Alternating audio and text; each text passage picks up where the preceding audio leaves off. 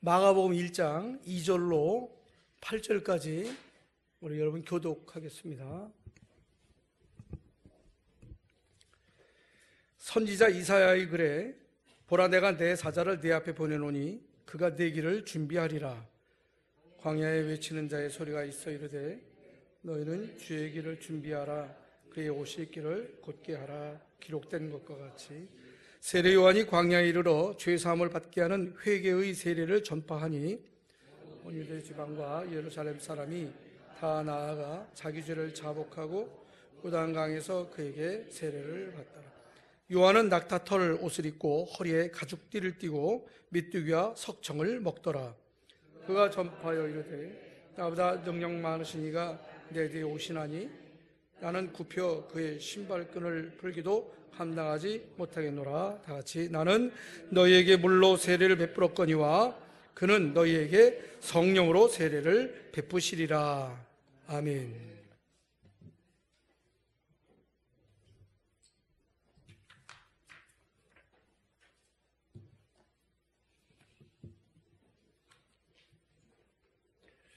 마가복음 강해를 하고 있는데요. 첫 번째는 1장 1절 예수 그리스도의 복음에 대한 말씀을 드렸고, 두 번째는 복음의 시작에 대한 말씀을 드렸습니다. 복음의 시작은 회개였다.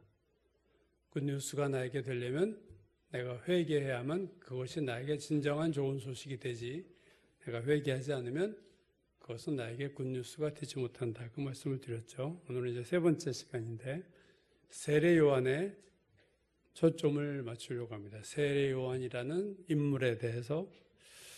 세례 요한은 이사야가 예수님 오시기 700년 전에 내 사자를 내 앞에 보내리라 하는 이사야서 예언대로 주님이 메시아 앞에 보낼 나의 사자는 바로 세례 요한이었다 하는 거죠.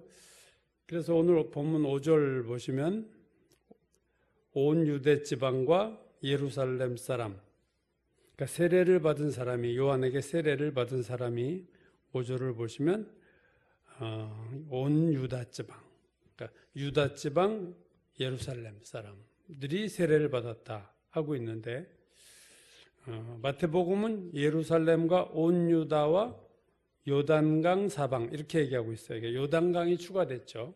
마태복음은 예루살렘, 온 유다, 요단강 사방이다. 그래서 그곳에서 세례 요한이 세례를 줬는데, 예수님이 오셨을 때 예수님에게 사람들이 몰려들죠. 그때 그 사람들이 어디서 왔느냐 할 때 마태복음 4장 25절은 갈릴리와 데가볼리와 예루살렘과 유대와 요단강 건너편에서 수많은 무리가 따랐다. 그러니까 예수님을 따라온 사람들은 예루살렘 겹치죠. 요한과 유대도 겹치고 요단강 건너편 이것도 겹치는데 두 지명이 예수님 때는 추가가 됐어요. 갈릴리와 데가볼리다. 근데 갈릴리와 데가볼리도 요단강 하나는 서북 쪽이고 하나는 요단강 좌우 지역을 말하니까 결국 요단강이에요. 이것도. 그러니까 세례 요한에게 세례받으러 온 사람들의 그 지역 분포와 예수님에게 세례받으러 온 사람들이 겹친다는 거죠. 똑같이. 다시 말해서 세례 요한이 회개 세례를 전파해서 수많은 사람들이 요단강에서 회개를 한 그 지역에 예수께서 다시 오셨다. 세례 요한에게 나왔던 사람들이 모두 예수님 앞에 나왔다라는 건 증명할 수 없지만 지역이 겹친 것을 볼 때 아마 같았을 거로 보고요. 예수님 앞에 나오기 전에 이미 그들이 회개 세례를 받았다는 것은 매우 중요하다 그랬죠. 마음문이 열리고 주의 오실 길이 예비된 상태로 세례 요한이 그 사명을 이제 감당한 거죠. 오늘 본문 6절을 보면요. 요한은 옷에 대해서 나옵니다. 낙타털 옷을 입고 허리에 가죽띠를 띄었다. 띠가 가죽띠요. 옷이 낙타털로 된 옷을 입었다. 그리고 무엇을 먹었느냐? 메뚜기와 석청을 먹었다. 석청은 야생꿀이죠. 그래서 메뚜기와 야생꿀을 먹었다. 그러니까 의식주로 말하면 세례 요한의 의식주 중에서 옷의, 이건 낙타털 옷에 가죽 허리띠. 식 먹는 거는 석청, 메뚜기 이걸 먹었어요. 그러면 의식주에서 주 어디서 살았을까? 여러분 이 메뚜기와 석청이 어디 있습니까? 광야에 있어요. 낙타터로 가죽띠 이거 어디서 구해요? 광야에서 구하는 거예요. 그러니까 그가 어디에 살았다는 건 이미 답이 나온 거죠. 광야에 살았어요. 그래서 오늘 본문 3절에 광야에 외치는 자의 소리가 있어 이르되 광야에서 외쳤다. 세례요한은 광야에 있었다. 그러니까 의식주가 다 광야였습니다. 세례요한은 광야에서 나오는 것을 먹고 광야에서 나오는 것을 옷을 입고 광야에서 살았다. 자, 세례요한이 광야에 살았다. 이게 어떤 의미를 갖는가 하는 거죠. 오늘 본문과 같은 내용을 다룬 누가복음 3장은요. 세례요한을 설명할 때 앞에 무지 많은 설명이 붙어요. 뭐냐면 제가 읽어드릴게요. 3장 1절 2절인데요. 디베료 황제가 통치한 지 15해. 자, 역사를 기록합니다. 디베료 황제, 로마의 디베리우스라고 역사에서 우리가 배운 디베리우스 황제가 통치한 지 15해. 곧 그때는 뭐냐? 본디오 빌라도가 유다의 총독으로 있고 헤롯이 갈릴리의 분봉왕으로 있고 헤롯의 동생 빌립이 이두레와 드라고니 지방의 분봉왕으로 있고 루사니아가 아벨레네 분봉왕으로 있고 자 여러 지역왕들이 있고 또 안나스와 가야바가 대제사장으로 있을 때 자 요한 설명할 때 앞에 붙은 게 되게 많아요. 황제 얘기하고 총독 얘기하고 분봉왕 얘기하고 대제사장 얘기를 하면서 그렇게 하고 이런 사람들이 이렇게 이런 자리에 있을 때에 그 다음이 중요한 겁니다. 하나님의 말씀이 빈들에서 사가랴의 아들 요한에게 임한지라. 자, 이게 제일 포인트예요.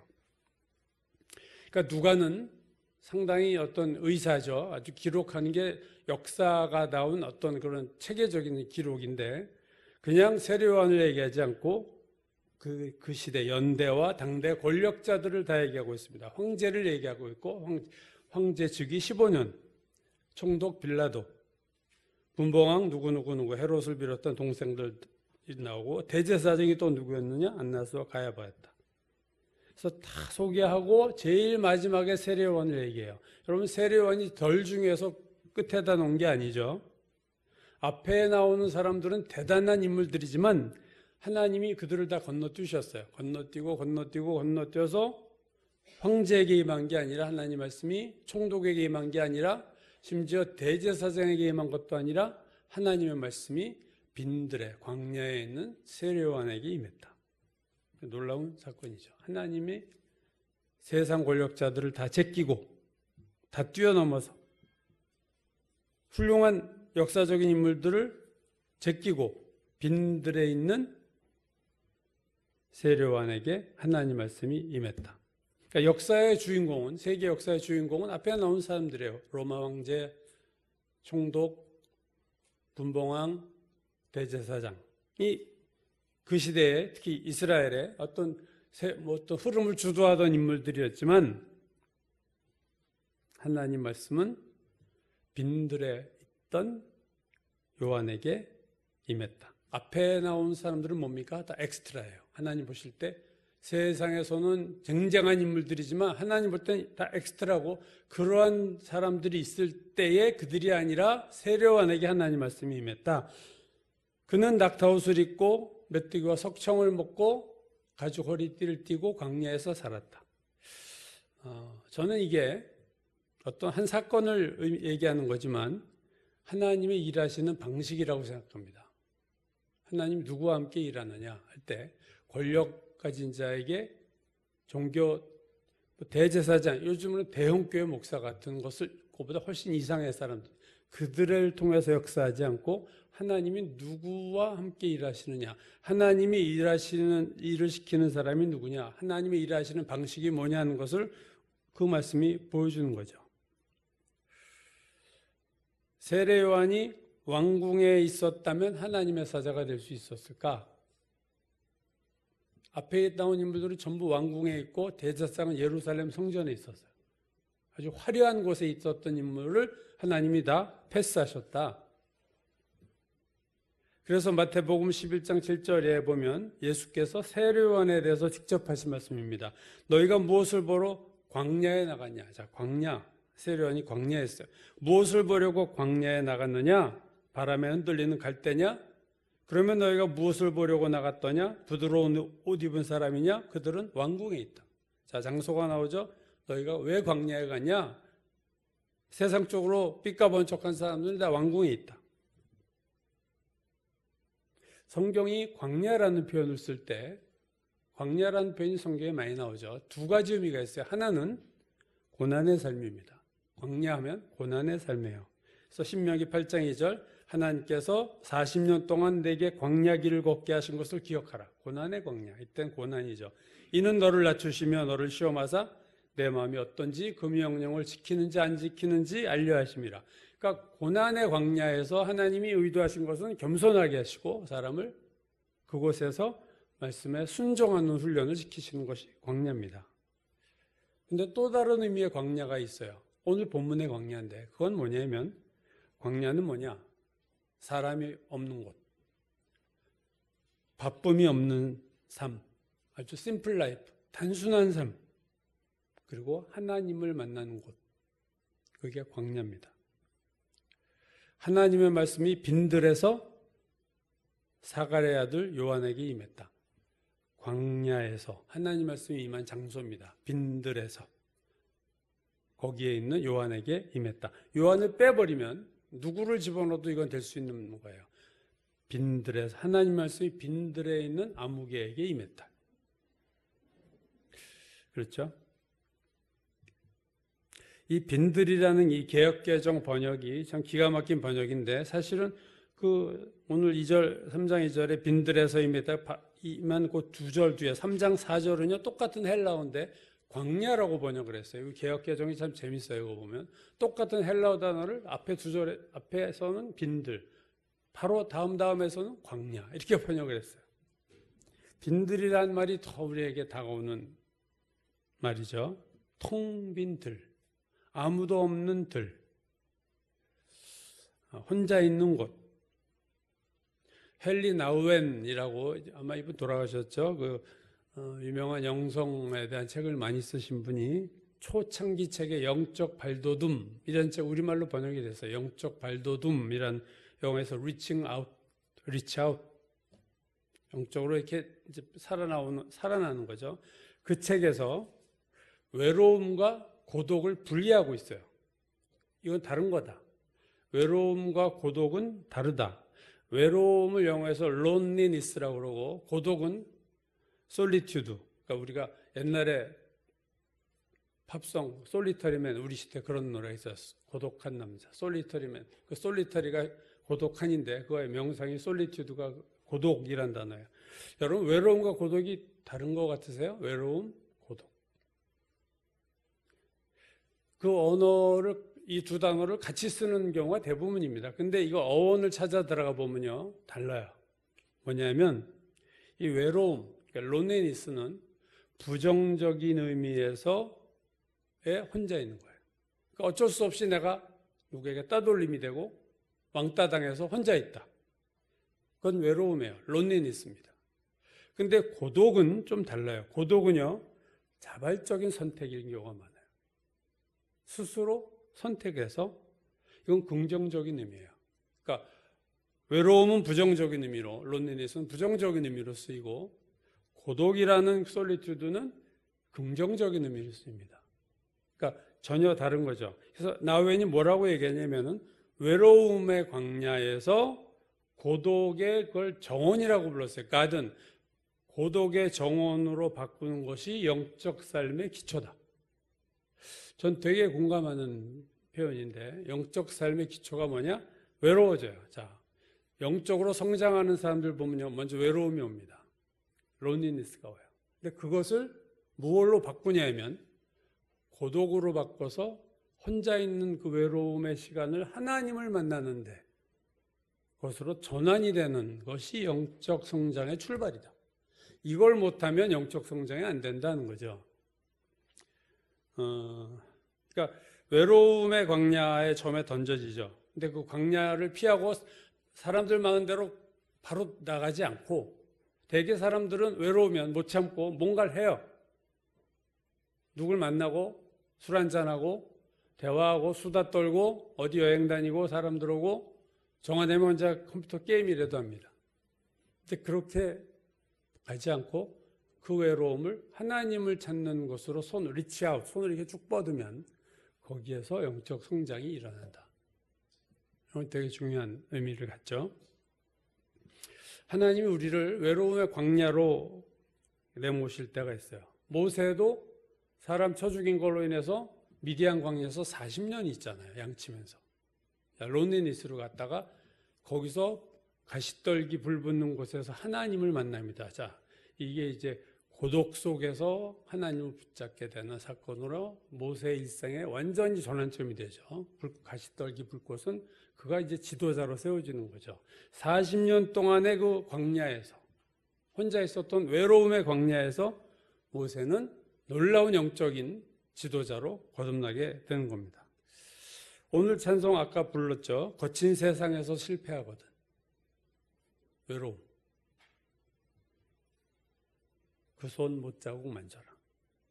그때 사람한테 전화해서 누구 만나려고 하지 말고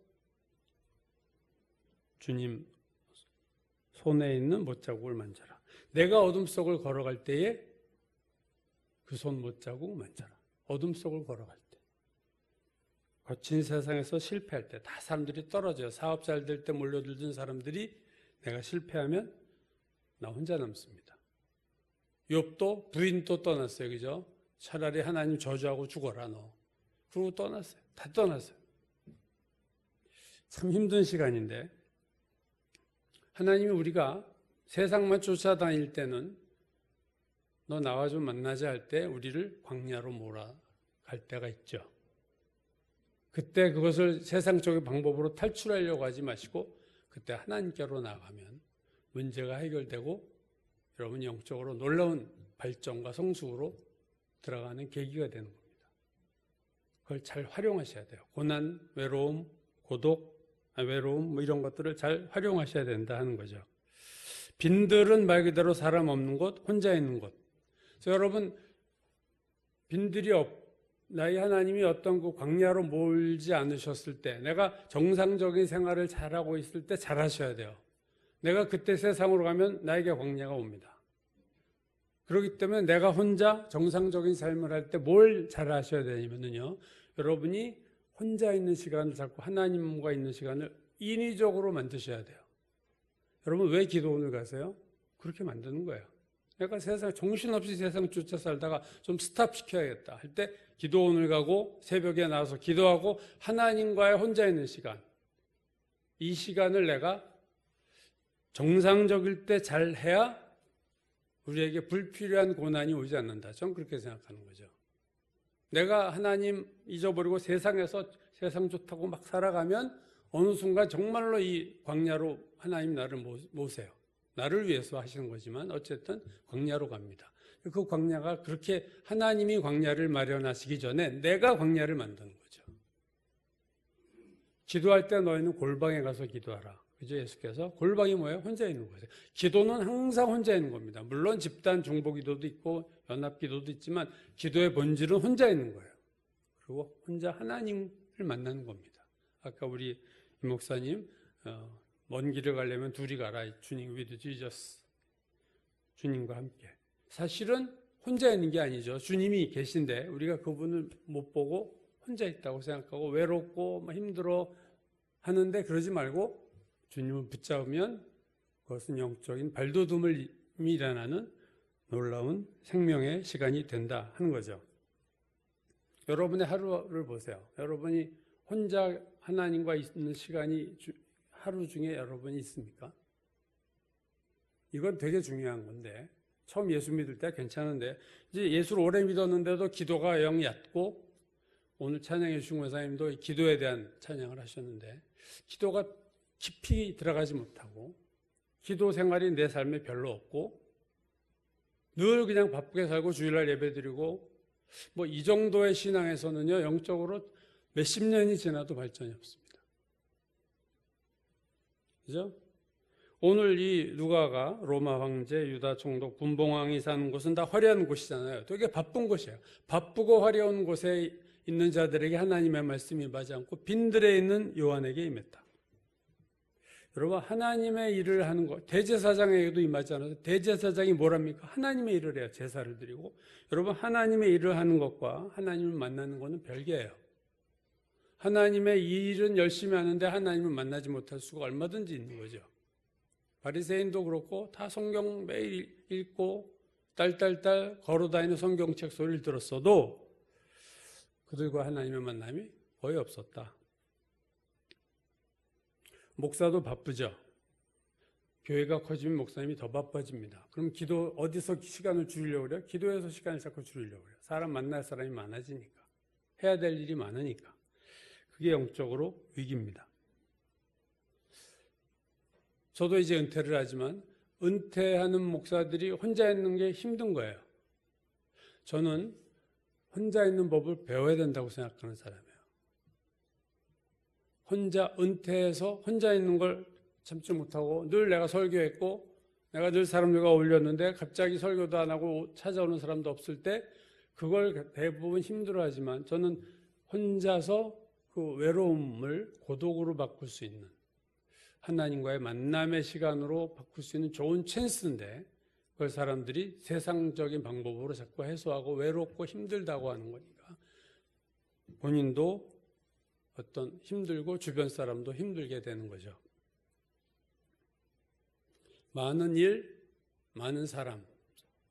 이거는 뭔가 잘 나갈 때 일어나는 건데 일이 많고 사람들 많이 만나요.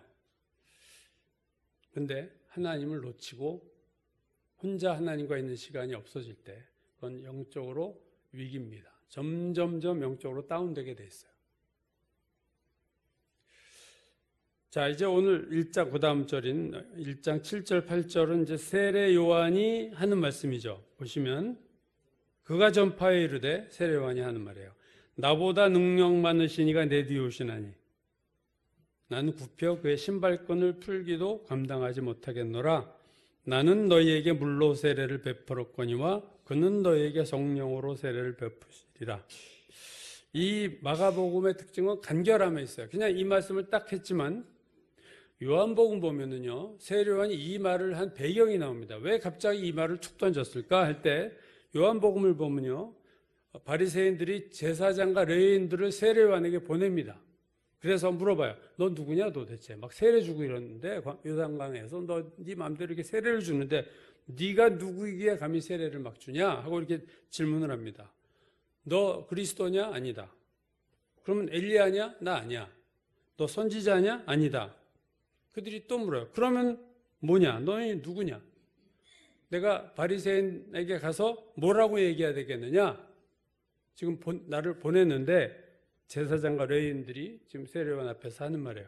너 그리스도도 아니고 엘리야도 아니고 선지자도 아니면 너 누구야 도대체? 네가 누군데 감히 이렇게 세례를 줘? 하고 이렇게 면박을 하니까 거기에 대해서 한 첫 번째 대답은요, 그거였어요. 나는 선지자 이사야의 말과 같이 주의 길을 곧게 하라고 광야에서 외치는 자의 소리다. 이게 첫 번째 대답입니다. 너 누구야 그랬더니 나는 I am. 자기가 누군가를 얘기하고 있어요. 나는 선지자 이사야가 예언한 것처럼 주의 길을 곧게 하라고 광야에서 외치는 자의 소리다. 나는 소리다. I am the voice. 나는 소리야. 그러고 나서 또 대답을 하죠. 그 두 번째 대답은 예수님과 자기를 비교하면서 나보다 능력 많으신 이가 내 뒤에 오시나니 나는 굽혀 그의 신발끈을 풀기도 감당하지 못하겠다. 이건 뭡니까? 나는 누구냐면 예수 그리스도 앞에 보냄을 받았는데 나는 목소리이고 두 번째 나는 그분의 신발끈을 풀 수도 없는 수준의 낮은 자다. 자기를 되게 이게 노예가 하는 거거든요. 신발끈을 당시 푸는 건 나는 노예도 안 돼. 노예가 신발끈을 푸는데 나는 그 신발끈 풀 자격도 없어. 자기를 완전히 낮추는. 나는 노바디야. 나는 아무것도 아닌 사람이야. 나는 별 볼 일 없는 사람이야. 그 얘기를 하는 거예요. 그러니까 두 가지로 얘기했어요. 나는 목소리다. 나는 소리다. 또 하나는 나는 지극히 형편없이 낮은 자다. 노예만도 못한 그런 존재다. 나는 목소리다. 그렇게 얘기한 거는요. 내가 목소리라는 게 무슨 의미입니까? 목소리는요. 목소리가 중요한 게 아니죠. 무슨 내용이 전달되냐가 중요합니다. 아파트에서 가끔 관리소에서 이렇게 띵동하고 공지사항 할 때 그 공지사항을 누가 얘기하느냐가 그게 누구의 목소리냐가 중요한 게 아니잖아요. 무슨 내용을 공지하냐가 중요한 거 아닙니까? 이번에 정전이 며칠 날 언제부터 몇 시까지 되는구나. 이게 그거 중요한 내용이죠. 그걸 여자 직원이 얘기하든 남자 직원이 얘기하든 소장이 얘기하든 무슨 상관이 있어요. 중요한 건 목소리의 내용이에요. 나는 목소리다. 그 얘기는 나는 그냥 통로야. 나는 그냥 지나가는 내가 전달하는 거지 나는 별것 없는 사람이야. 같은 말이에요. 이 지역 돌아다니다 보면 현수막들 많이 붙어 있죠. 보면 다 자기가 뭐 했다 이 얘기하는 거죠. 내가 전철하는데 내가 고도 제한하는데 무슨 일을 했다. 그래서 자기 이름을 내는 현수막이 대부분이에요. 근데 세례요한은 자기 이름 알리는데 관심이 없는 사람입니다. 나는 그냥 목소리야. 내가 회개 세례를 회개의 내용이 중요하지 나는 그걸 전하는 목소리다. 나는 아무것도 아니다. 신발끈을 풀 자격도 못 돼 나는. 그들에게 한 대답입니다. 너 누구야 할 때 세례요한이 생각하는 자기 정체성이라고 그러죠. 나를 누구로 보느냐 할 때 나는 목소리고 그래서 나는 목소리만 잘하면 되고 나는 또 하나 지극히 낮은 자로서 난 참으로 한심하고 부족한 존재다. 제가 마가다락방 얘기를 가끔 하죠. 제가 고등부 때, 대학부 때, 이때 한참 인천에 있는 마가다락방 집회를 정말로 자주 다녔는데요. 그때 수많은 부흥 집회를 제가 참석을 했었는데 그 중에서 잊혀지지 않는 집회가 하나 있습니다. 여름에 있었던 집회인데 이게 이제 집회를 하면요. 그 기도원 원장이셨던 당시 박장원 목사님이 이제 주 강사로 거의 하셨는데 그 주간은 외부 강사가 오셨는데 미국 목사가 왔어요. 토마스 목사라는 분이 오셨는데 우리말로 도마 목사라고 그랬죠. 토마스 목사가 오셨는데 남침예교 소속의 미국 목사가 오셨는데 처음에 실망했어요. 이번 주 잘못 왔네 그랬어요. 왜냐하면 이 통역 설교가 참 피곤해요. 영어로 얘기하면 우리말로 해주고 이게 2배나 시간이 걸리고 복잡하잖아요. 이 설교가 탁 우리말로 해줘야 좋은데 그래서 이번 주는 내가 잘못 왔네. 갑자기 그분이 강사로 와가지고 근데 통역하는 목사님이 계셨는데 얼굴은 지금도 선명하게 기억하는데 키도 크지 않고 얼굴도 까무잡잡하고 외모가 잘 눈에 안 띄는 분이에요. 대부분의 통역하시는 목사님들은 통역자들은 설교하는 목사 옆에서 통역을 합니다. 그렇죠? 여러분도 많이 보셨죠? 그리고 설교하는 사람이 제스처를 쓰면 같이 제스처를 써줘요. 통역하는 사람들이 똑같이. 근데 이 목사님은 통역을 특이하게 하시는데 그 강대상이 되게 높아요. 여기보다 훨씬 높은 강대상이었는데 강대상의 옆에 앉으고 제일 아래에 그냥 우리들 마룻바닥 옆에 그냥 서 있어요. 거기서 통역을 하는 거예요. 그리고 제스처도 없고 딱 이렇게 정자세로 마이크 여기다 딱 대고 그냥 표정 없이 통역을 하세요. 부동자세로 통역을 하는 거죠. 어떻게 보면요, 그런 통역은요, 설교에 방해가 될 수 있습니다. 통역하는 목사님이 너무 잘해서 표정도 없이 제스처도 없이 하면 성령의 역사를 방해한다라고 생각할 수도 있어요. 근데 그 부동의 자세로 통역한 설교를 통해 전체가 은혜 받았어요. 제가 경험한 가장 성령 충만했던 집회가 그 집회였습니다. 제 평생에 있어서 잊지 못할 집회가 일어났는데 이 통역 설교에 은혜 받는 거 이렇게 쉽지 않은데 이렇게 놀라운 거예요. 이 토마스 목사님이 저는 그때 쇼크를 좀 받았는데 뭐냐면 제가 다니던 교회에서는요 가운에 후드에 아주 그냥 꼼짝 않고 설교를 했거든요. 원고 딱 놓고 읽는 듯한 설교를 하셨는데 이분은요, 이거 양복 벗어 던지는 건 기본이고 막 설교하다가요 웃도리를 이렇게 벗어서 확 휘둘러요. 단에서 난리가. 저 목사님 뭐야? 처음에 막 양복을 휘두르더니 저기다 탁 던지더니 그 다음에 밟고 여기로 올라갔어요. 여기 서서 공대상 위에 서서 막 기도를 하는 거예요.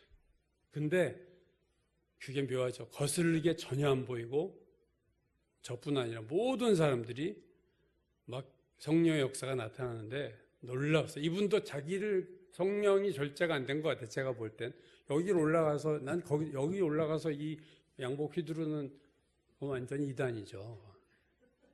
그거 쫓겨날 거예요. 그리고 한번 설교하면요, 그 당장 넌 내일부터 집회 하지 마 하고 담임 목사가 한번 잘라버렸을 거예요. 여기 올라가서 난리가 났는데 그 눈매도 참 선한 목사님인데 파란 눈에 이렇게 놀라운 성령의 역사가 나타났습니다. 그때 저는 그 도마스 목사보다 이거 통역하는 목사님이 이름도 없고 어느 교회인지도 몰라요. 근데 그분이 저는 목소리였다 생각해요. 그분이야말로 그냥 목소리예요. 자기를 절대로 드러내지 않느나 그분의 많은 기도 속에서 그분이 통역했다고 저는 생각하고요. 통역설교에 그렇게 뒤집어진 건 전 처음 봤어요. 통역설교는 되게 맹숭맹숭하게 끝납니다. 설교 집회가.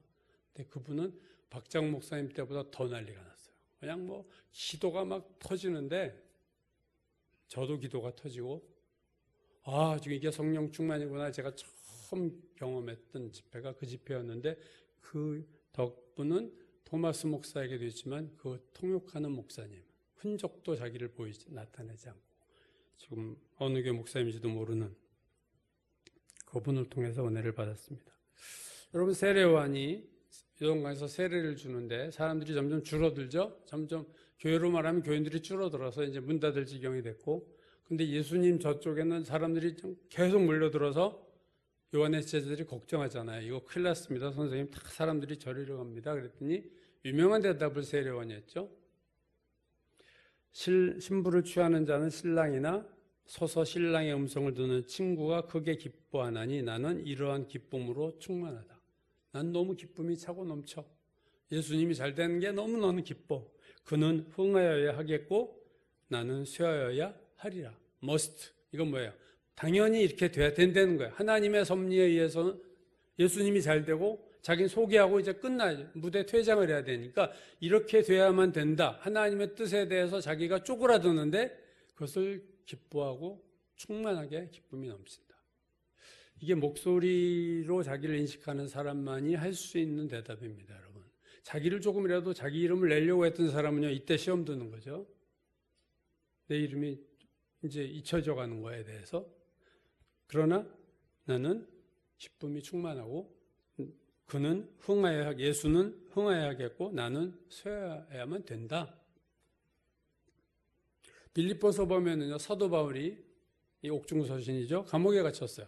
복음을 전하다. 그랬더니 어떤 사람들이 야, 찬스다. 내 이름을 내자 해가지고 바울을 괴롭게 하려고 전도를 열심히 했어요. 그래, 너 못하지? 너 얼마나 배 아플 거야 하고 막 복음을 전도하는 것에 대해서 보고가 들어오니까 바울이 이렇게 대답을 했죠. 그러면 무엇이냐? 거칠애로 하나 참으로 하나 무슨 방도라든지 전파되는 것은 그리스도니 이로써 나는 기뻐하고 또한 기뻐하리라. 기뻐하고 기뻐하리라. 세례요한은 기쁨이 충만하다. 다 같은 말이죠. 하나님의 사람들의, 진짜 하나님의 사람들의 특징입니다, 이게. 나는 기쁘고 너무 기뻐. 왜? 그들이 나를 괴롭게 하려고 예수를 전하지만 예수가 전도되잖아. 난 내가 하려는 거 그들이 해주니까 난 너무 좋고 기쁨이 충만해. 난 기뻐해. 여러분, 이게 아무나 할 수 있는 말이 아니에요. 평생 몇십 년 목회해도 이 말하기가 쉽지 않습니다. 손가락으로 꼽을 거예요, 이렇게 말할 수 있는 사람은. 세례요한도 사도 바울도 자기 자신이 어떻게 사람들이 생각하느냐에 별 관심이 없는 사람들입니다. 나를 위대한 사람으로 보느냐, 형편은 관심이 없어요. 중요한 건 그들의 마음에 예수 그리스도가 어떻게 되느냐가 자기들에겐 중요한 거예요. 하나님의 일이 잘 되느냐 못 되느냐가 중요한 거예요. 내가 대접을 받느냐 못 받느냐, 무슨 교회에서 또는 선교에서 사역을 하려다 제일 문제되는 게 우리 임 목사님한테도 그런 얘기 여러 번 들었죠. 무슨 위원회를 구성하려고 하면 대형교회 목사님들 도와주겠다. 그래서 최종에서 거절된 게 뭐냐? 나를 대회장으로 해달라 이거예요. 그거 안 돼? 그럼 나 안 해. 나 그냥 이사가 아니라 이사장으로 해줘. 내가 이사장이 아니야? 그럼 나 안 해. 자기 이름을 내고 싶어 하는 거예요. 내가 이사장이 돼야지. 진정 하나님의 사람은 아닙니다. 하나님의 사람은 오늘 세례요한, 사도 바울, 진짜가 이렇게 보기가 어려운 거예요. 세례요한도 사도 바울도 자기 자신을 예수 그리스도만을 전하는 도구다, 목소리다. 내가 존귀해지느냐, 내가 이름이 유명해지느냐가 상관없이 예수 그리스도의 이름이 높아지고 그분이 전달되고 그분을 사람들이 믿으면 오케이, 나는 너무 기뻐. 그리고 다 내려놓을 수 있는 사람.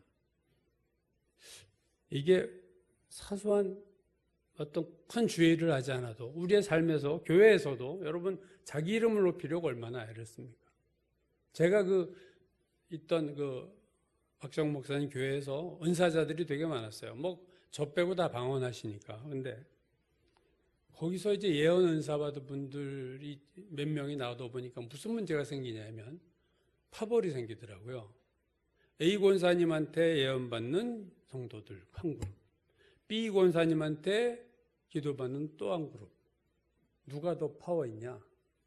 그 하나님이 주신 은혜로 주신 은사가 그렇게 더럽게 사용되는 것을 제가 여러 번 봤습니다. 이건 하나님의 사람 수준이 아니에요. 우리가 어디에서 내가 인정받고 내가 대접받고 거기에 너무 신경 쓰지 마세요. 하나님이 나를 어떻게 여기시는가를 거기에만 신경 쓰는 신앙이 돼야 됩니다. 남의 평가에 의해서 일비하지 마시고 하나님이 이걸 어떻게 보실까? 하나님 늘 의식하세요. 내가 이렇게 지금 말하는 거 하나님이 어떻게 생각하실까? 내가 이런 행동을 하는 거 하나님이 어떻게 생각하실까를 생각하면 멈추게 되고 돌아서게 되고 그치게 됩니다. 오늘 본문에서 기억해야 될 말씀은 두 단어예요. 하나는 빈들. 빈들에 있는 요한. 나는 소리다. 네. 누구인가가 중요하잖아요. 누구의 소리인가는 의미가 없습니다. 누구의 목소리냐는 중요한 게 아니에요. 그 목소리가 무엇을 얘기하느냐가 중요한 거고 그게 전달만 됐으면 된 거예요.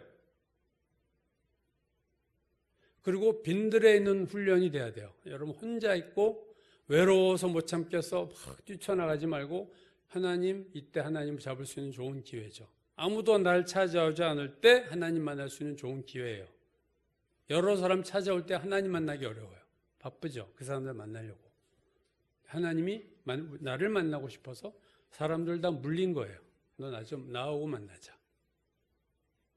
그건 하나님의 귀한 사랑의 섭리와 뜻이 있다고 생각하시고 빈들을 어떻게 대처하는가 하는 것과 나의 이름을 내지 않고 내 존재를 부각시키려고 애쓰지 말고 나는 하나의 소리다. 그냥 소리로서 할 얘기 했으면 그 다음엔 사라져도 좋다. 누가복음 17장에서 예수께서 이렇게 말씀하셨죠. 이와 같이는 종에게 야 밥 차려 밥 차리고 물 떠와 물 떠오고 여태까지 일했는데 주인이 와서 또 밥 차려 하면 또 밥 차리고 그걸 다 했어요. 자, 이와 같이 너희도 명령받은 것을 다 행한 후에 이르기를 우리는 무익한 종이라 우리가 하여야 할 일을 한 것뿐이라 할지니라. 너희가 너희 스스로를 무익한 종이라고 생각해라. 주의 일을 한 다음에 우리는 무익한 종이라 우리가 마땅히 할 일을 한 것뿐입니다 라고 너희는 그렇게 말하라 그 말이에요. 여러분 이 무익한 종이라는 것이 하나님이 볼 때 무익하다는 의미가 아니에요. 너희가 너희를 볼 때 그렇게 생각하라는 거죠. 내가 무익한 종이다 하는 사람을 하나님은 유익한 종으로 생각하시는 거죠. 사실은 하늘에서 인정받는 사람은 스스로 나 무익한 종입니다 이렇게 얘기하는 거죠. 나 대단한 일을 했어 이러지 말고 우리는 무익한 종이라 우리가 하여야 할 일을 한 것뿐이라 그렇게 말해라. 너희는 그렇게 생각하라. 여러분에게 빈들에 있다면 여러분이 광야에 있다면 여러분이 하나님 만날 찬스다. 생각하시고 하나님께 손을 내밀어야 됩니다. 빈들이 나에게 아직 그런 고난의 광야가 없었어도 내가 빈들을 만들 수 있어야 돼요. 골방을 만들 수 있어야 돼요. 하나님을 독대할 수 있는 시간을 빠뜨리는 것이 신앙의 위기고 우리의 불행입니다. 시간을 내서 빈들에서 주님을 만나고 또 사람들과 주의 일을 하던 삶을 살건 직장생활하건 목소리로만 나는 있겠다.